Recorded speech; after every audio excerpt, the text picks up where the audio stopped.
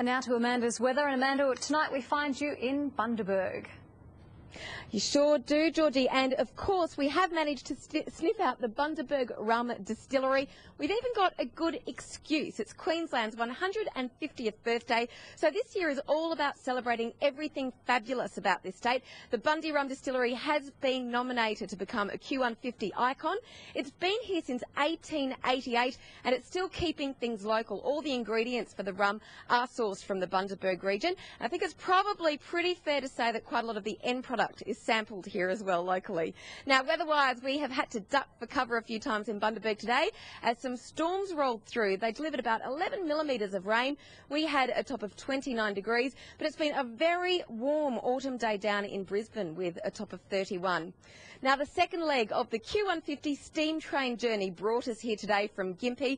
It was a fantastic trip, and we also met some really wonderful characters on board.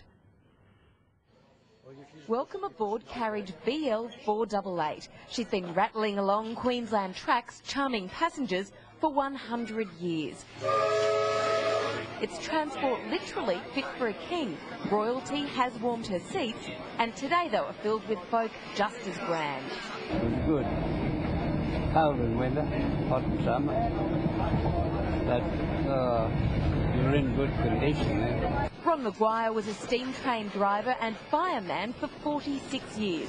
Today, the memories are fresh. You had good mates.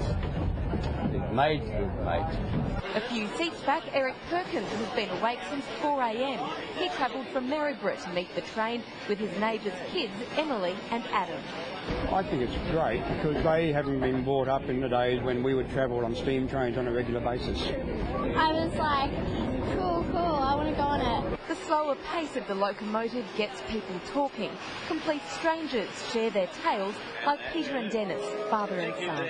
Well, I've come up from Melbourne, and specifically for the steam train tour, and also to spend some time with my father. I got my son when he was a little chap to go on steam train trips, and ever since then I regret that he's been hooked on it. You have to wonder who else has travelled this path. Henny and Dan Florence are adorned in period costume. They say it helps them feel our history. It's a personal experience for every single passenger, and one they'll keep with them long after disembarking carriage BL 488. Thanks for travelling with us.